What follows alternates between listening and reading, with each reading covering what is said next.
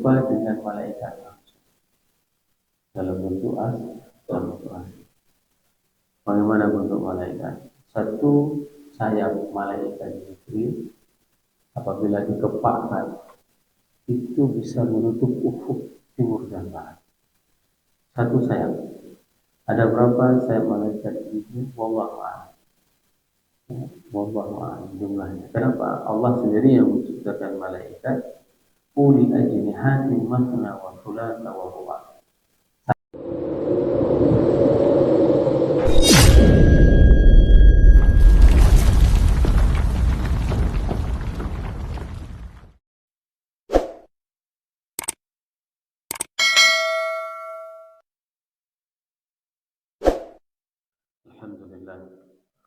الحمد لله بنعمته تتم الصالحات وبفضله تتنزل البركات.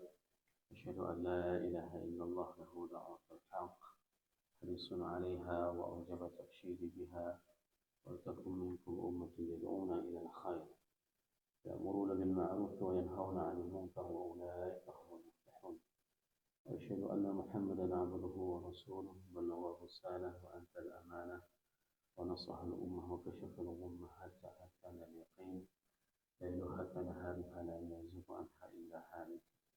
اللهم صل وسلم وبارك وأنعم على حبيبنا وشفيعنا وزهرنا ومولانا محمد وعلى أزواجه أمهات المؤمنين وذريته وآل بيته وأصحابه أجمعين. وجزا الله عنا سيدنا محمد صلى الله عليه وسلم وما هو أهله. رب اشرح لي صدري ويسر لي أمري واحلل عقدة من لساني يفقهوا قولي. أما بعد.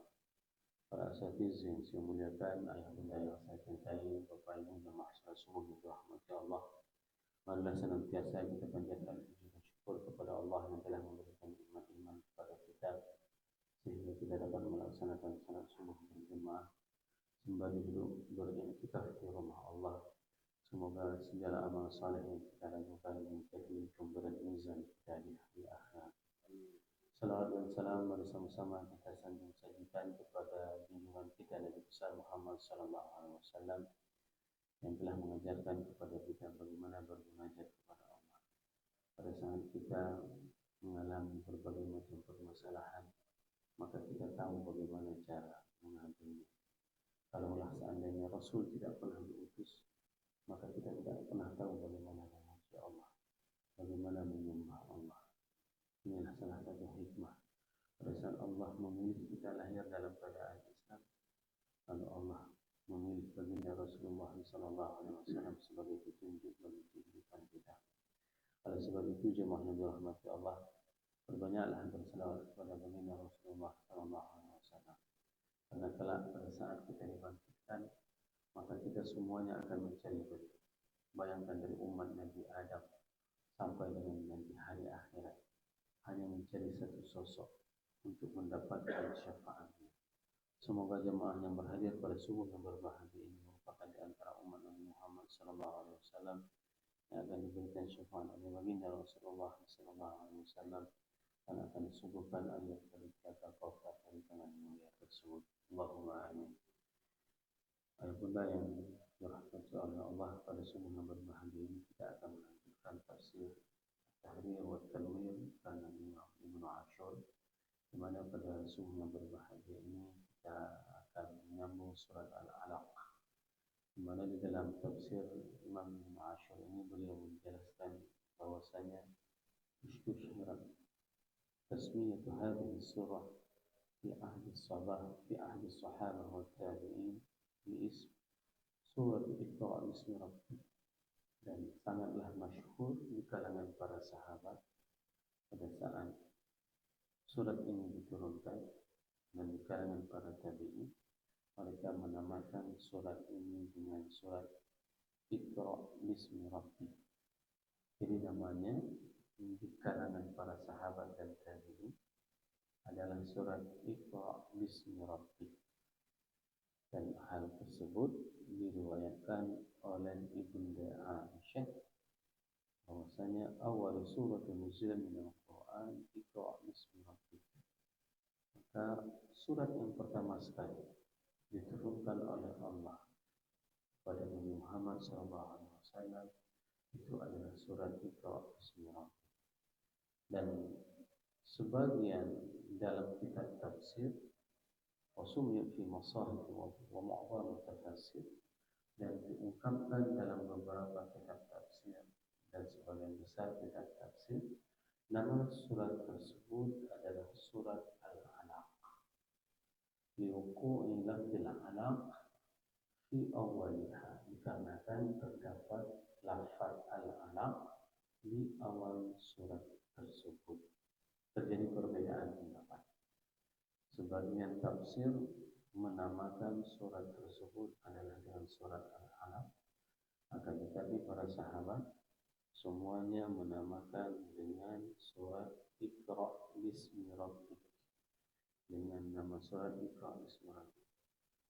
Bagaimana dan apa yang benar? Semuanya adalah benar, dikarenakan kesemuanya ada riwayatnya. Yang tidak benar kalau kita menamakan dengan nama yang lain. Misalnya hari ini, surat ini kita kasih nama dengan surat Iqra, itu tidak pernah dinamakan. Tapi kalau seandainya dengan nama Iqra bismi rabbik, itu ada riwayatnya, dan itu sangat masyhur di kalangan para sahabat dan para tabi'in. Sedangkan bagi kalangan para mufassirin, mereka menyebutnya dengan surat Al-Alaq. Ibunda yang dirahmati Allah, surat ini merupakan surat yang pertama sekali diturunkan, di mana riwayatnya kalau kita membacakan dalam berbagai macam tafsir, maka pada saat Rasulullah SAW berumur 38 tahun, 38 tahun, 39 tahun, dan 40 tahun, Rasul itu berkhalwah. Apa berkhalwah? Menyendiri, pergi dari Makkah menuju ke Jabal Nur. Jabal Nur itu sekitar 7 km dari Makkah. Rasulullah SAW keluar dengan berjalan kaki, naik ke atas gunung Jabal Nur.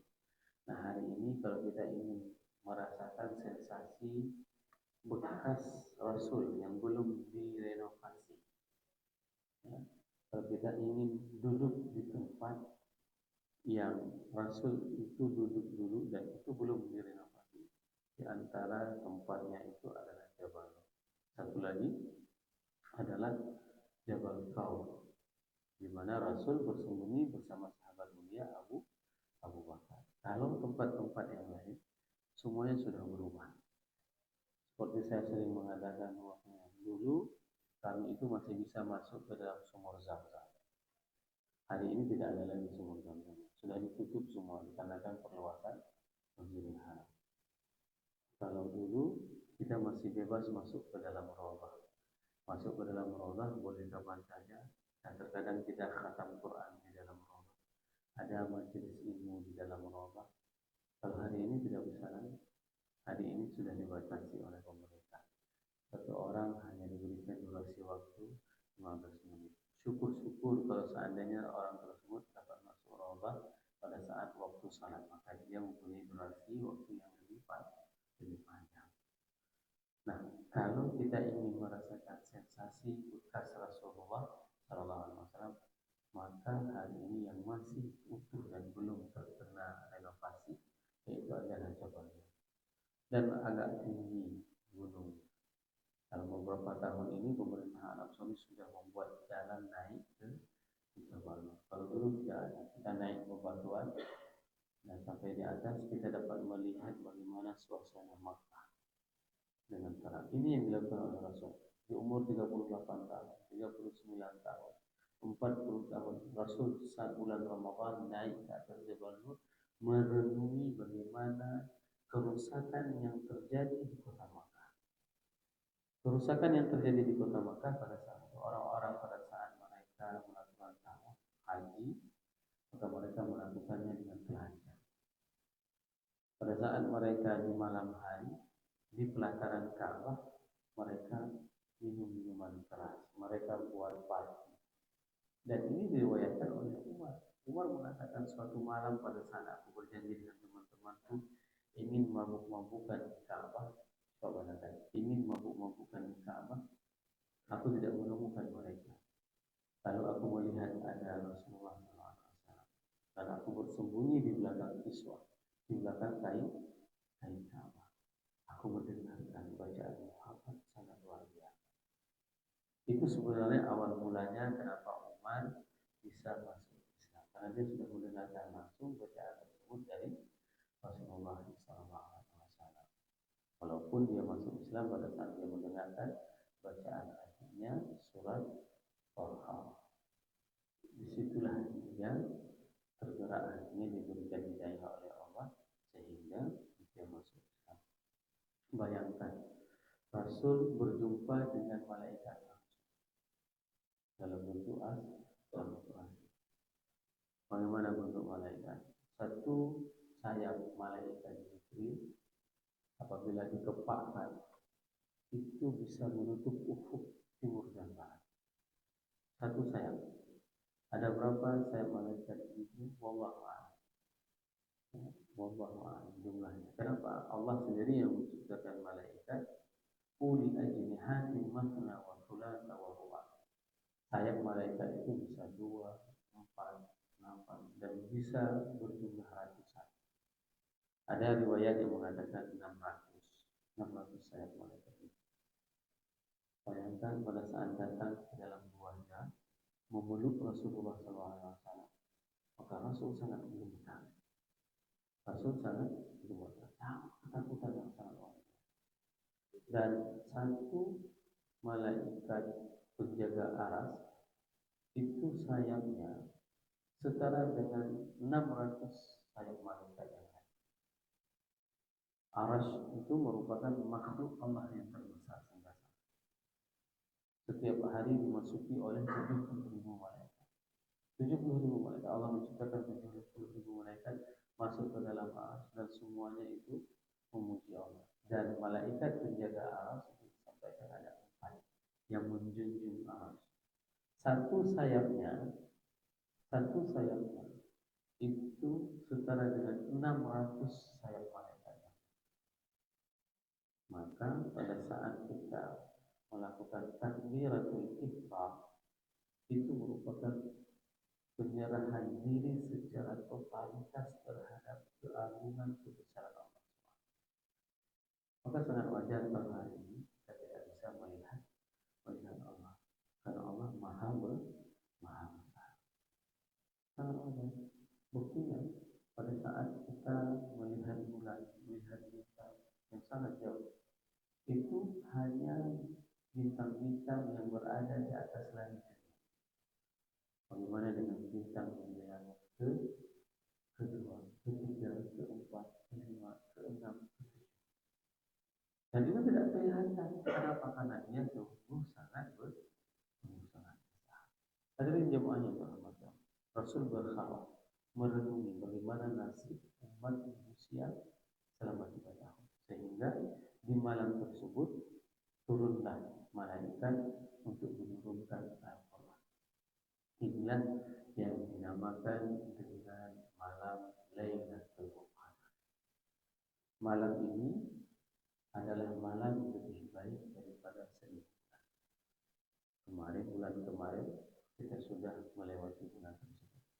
Di Arab Saudi, Mesir, khususnya negara-negara Timur Tengah, mereka sangat mempercayai malam Lailatul Qadar itu adalah malam 27 Ramadan.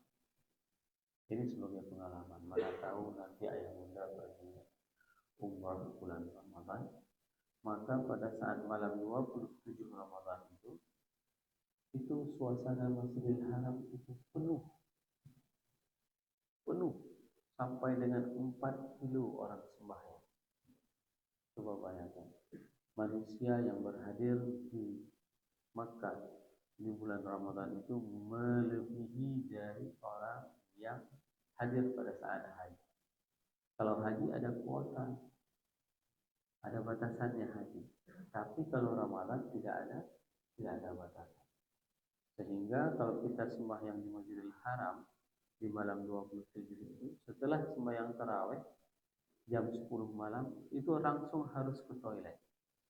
toilet, buang air, buang hajat, semuanya langsung balik lagi.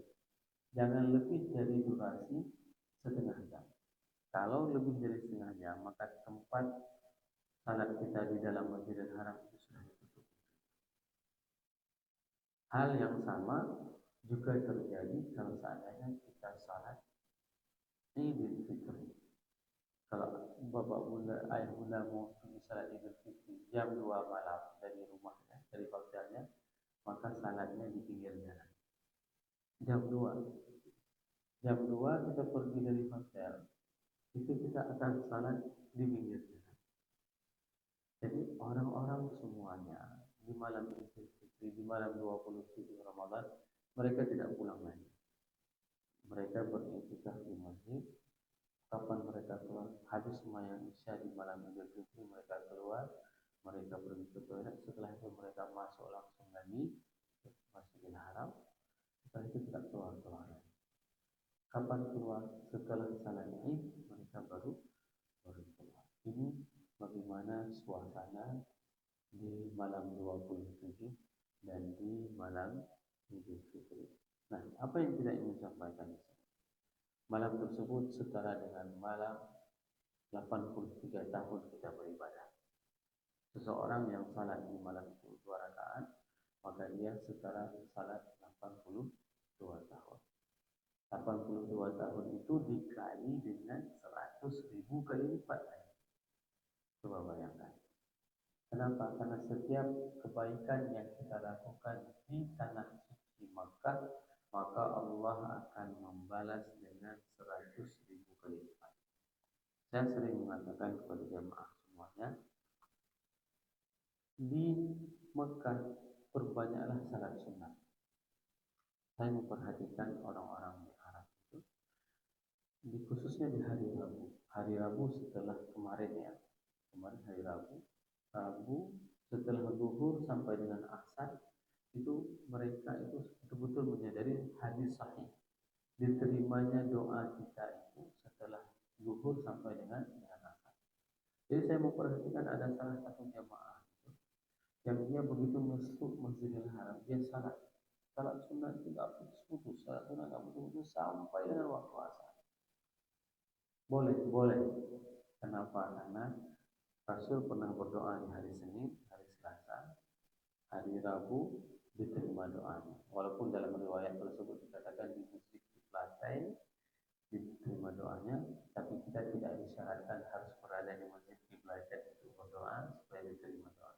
Para ulama semua sepakat hari Rabu setelah zuhur sampai dengan asar perbanyak berdoa dikarenakan doa akan diterima oleh Allah. Itu adalah waktu yang mustajabah. Sama juga seperti di Ramadan. Ramadan malam Lailatul Qadar, kalau kita tahu dahsyatnya malam tersebut, maka kita tidak akan pernah mau tidur. Kita akan menjaganya dengan sebaik. Maka cara menjaganya itu adalah dengan menghidupkan 10 akhir Ramadan. 10 akhir Ramadan itu kita hidupkan dengan sebetul-betul. Dengan kita jaga dengan sebaik-baiknya. Hadirin jemaah yang dirahmati Allah, di sini Imam Ibnu Ashur menjelaskan bahwasanya Iqra bismi rabbikal ladzi khalaq, khalaqal insana min 'alaq. Iqra. Hadza awwalu ma uhiya bihi min al-Qur'an ila Muhammad bima thabata an Aisyah radhiyallahu anha an Nabi sallallahu alaihi wasallam mimma sayati qariban. Waftataha surah bi kalimat Iqra, dan surat ini dibuka dengan kata-kata Iqra, bacalah. Ini adalah konsep agama Islam. Hari ini konsep ini tidak pernah diterapkan oleh umat. Dan ini dapat kita lihat berapa banyak durasi waktu yang kita lakukan untuk membaca. Salah satu orang di Eropa, dan rata-rata mereka orang di Eropa, mereka membaca buku dalam 1 tahun itu adalah 20 buku. 1 tahun 20 buku. Umat Islam itu membaca dalam 1 tahun tidak ada 1 buku. Ini hasil survei yang dilakukan oleh dunia. Bayangkan, padahal perintah di dalam agama kita itu adalah untuk membaca. Apa yang kita baca? Para mufassirin semua mengatakan bahwa apa yang kita baca yang pertama sekali itu adalah Al-Quran. Yang kita baca kedua adalah hadis. Yang kita baca yang ketiga itu adalah kitab ayat-ayat Allah yang ada di jagat raya. Dan yang kita baca kemudian itu adalah bagaimana ilmu pengetahuan yang lain. Ada 3 hal yang harus kita baca. Al-Quran, hadis, kita membaca ayat-ayat Allah di alam ini, dan kita membaca tentang ilmu pengetahuan yang lain. Kenapa kita perlu mempelajari ilmu pengetahuan yang lain? Dikarenakan kita hidup di dunia memerlukan kepada ilmu pengetahuan. Jadi jangan mentang-mentang kita sudah mengaku diri kita masuk Islam, maka kita tidak pernah mau membaca ilmu pengetahuan. Perlu kita membaca ilmu-ilmu tentang tatanan kemasyarakatan. Contoh misalnya, pada saat kita berada di suatu daerah, maka kita tahu cara bergaul dengan masyarakat daerah tersebut. Salah satu tradisi di Afrika, mereka itu pada saat datang tamu tersebut akan diludahi. Itu tanda kemuliaan. Ya. Sama juga kita membaca tanda bagaimana proses penyambutan tamu di negara-negara. Pada saat kita mempunyai ilmu pengetahuan tersebut, maka kita sudah tahu cara mengantisipasinya. Kalau datang di daerah ini, maka kita akan diludahi. Maka siap-siap untuk menyampaikan kepada kepala suku daerah tersebut, tolong jangan diludahi. Nah, ini bagaimana kita mempelajari ilmu ijtimai, antropologi. Bagaimana tatanan masyarakat kita mempelajari. Tapi kalau kita tidak pernah mempelajarinya, contoh di Arab itu sebuah aib apabila kita memegang pantat. Aib. Tapi tidaklah aib kalau seseorang itu memegang kepala orang tua. Ini yang harus kita pelajari. Jangan sampai begitu kita ke Arab kita tepuk pantat orang Arab, itu akan marah dari besar. Tapi kalau kita pegang kepalanya, langsung kita cium kepalanya, itu merupakan sebuah penghormatan. Jadi di Arab itu tidak ada orang salaman cium tangan. Jadi bagaimana itu? Mereka penghormatannya apabila kita ingin menghormatinya, kita pegang kepalanya, langsung kita cium kepalanya. Itu adalah penghormatan. Maka kita perlu membaca. Dengan banyaknya membaca, maka kita akan mempunyai berbagai macam ilmu pengetahuan. Nah, di sini sangat menarik. Imam Ibnu Ashur mengatakan Bismillahirrahmanirrahim, dengan nama Tuhan. Ya, apapun aktivitas pada saat kita melakukan dalam hal membaca. Kenapa saya harus membaca tafsir di Masjid Al-Kifah? Ini harus dengan nama Allah. Bukan berarti pada saat saya mengisi pengajian ini ingin dekat dengan pejabat ini, ingin dapat relasi dengan pejabat. Itu semuanya akan tidak bermanfaat. Sebagaimana Imam Ali mengatakan bahwa Ali radhiyallahu anhu, bahwasanya beliau mengatakan semakin engkau menggantungkan dirimu kepada manusia, maka semakin membuat dirimu kecewa. Ya. Jadi pada saat kita membaca, pada saat kita melakukan aktivitas apapun, maka aktivitas yang kita lakukan itu adalah Bismillahirrahmanirrahim, atas nama Tuhan. Ya. Ubah semuanya. Apapun aktivitas yang kita lakukan, pada saat kita pakai baju menuju ke kantor, itu bukan dikarenakan pimpinan dan atasan, tapi dikarenakan nama Allah. Allah lah yang suruh saya pergi ke kantor agar saya bisa melayani masyarakat dan masyarakat bisa memuji Allah dengan baik dan benar. Ini yang harus kita ubah sehingga apapun yang kita lakukan, maka itu akan membuat diri kita akan tenang dan akan mendapat perlindungan dari Allah Subhanahu wa Ta'ala. Alladzi khalaq, yang telah menciptakan kita, menciptakan jagat raya, menciptakan alam semesta. Semua itu diciptakan oleh Allah. Yang ini terbukti bahwasanya pada saat orang-orang meneliti, tidak mungkin alam ini terjadi dengan begitu adanya. Tapi alam ini itu ada yang menciptakannya. Itu bisa dibuktikan secara sains. Bunda yang dirahmati Allah, di dalam hadis Bunda Aisyah ini, di mana pada saat malaikat Jibril memeluk baginda Rasulullah yang menyuruh membaca Iqra ma ana biqari, bacalah dan aku bukanlah orang yang membaca. Itu dikatakan oleh Nabi Muhammad gemetaran pada saat itu. Setelah dibacakan 5 ayat tersebut, maka Rasul pulang ke rumahnya dan apa yang terjadi? Rasul gemetar. Maka pada saat itu dipeluk oleh ibunda Khadijah. Sehingga dalam riwayat dikatakan bahwasanya aku sangat gelisah pada saat turun wahyu pertama. Tapi setelah dipeluk oleh Khadijah, kegelisahanku itu hilang setengah. Maka para ibunda, ada sebuah syariat. Apa syariatnya? Memeluk suami. Pada saat pulang kerja suaminya, lagi capek-capeknya, maka peluklah suaminya. Jangan ditanyakan yang enggak. Begitu suami pulang dari pekerjaan, langsung ditanya, ayah udah bawa pulang apa? Kenapa nggak pulang apa-apa? Kenapa langsung direfleksi? Ini yang membuat para suami tidak betah tinggal di rumah. Maka Ibunda Khadijah begitu susah melihat Rasulullah, langsung memeluknya dan mengatakan, wahai suamiku, tidak mungkin sesuatu yang jelek akan terjadi kepadamu. Coba bayangkan, dihiburnya baginda Rasulullah. Karena engkau adalah orang yang merajut silaturahmi. Karena engkau adalah orang yang menolong orang lain. Karena engkau orang yang membantu orang lain. Karena engkau adalah orang yang baik di antara semua orang. Ini yang dikatakan oleh Ibunda Khadijah kepada baginda Rasulullah SAW pada saat Rasul sedang kesusahan. Dan pada saat itu Ibunda Khadijah menjumpai saudara sepupunya Waraqah bin Nawfal untuk menanyakan kejadian yang terjadi dengan Nabi Muhammad. Maka pada saat itu Waraqah bin Nawfal mengatakan, innahu lajamus, itu adalah malaikat yang turun kepada Nabi Musa.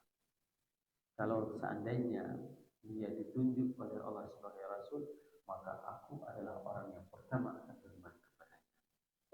Karena Waraqah bin Nawfal adalah orang yang mempelajari Injil yang diturunkan kepada Nabi Isa.